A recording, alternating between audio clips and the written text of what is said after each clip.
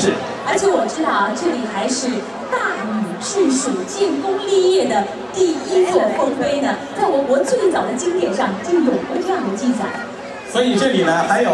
万里黄河千里长堤的第一个堤头。 这里有黄河河东喊出的第一声号子，所以说奔腾不息的黄河，它带给我们的不仅仅是第一块下游的冲积土地源，还赋予了我们焦作人民与生俱来的怀川精神。这种怀川精神真的是了不起，利用自然治理黄河，同时也达到了天人合一的境界。黄河造中原，怀川是起点。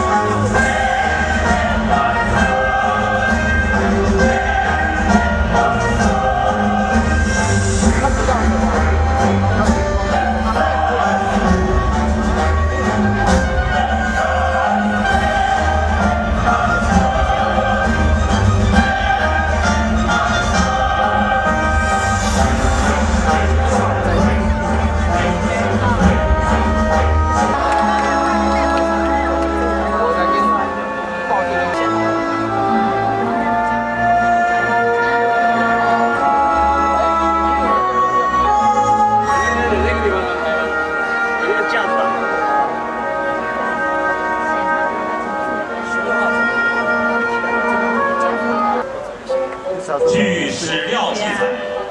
皇帝的朝政及主管制陶的长官明丰子，在焦作一带烧制出代表文明的陶器。谭怀女人用陶器汲水灌溉、酿酒、煮饭，中华文明从此薪火相传，焦作也因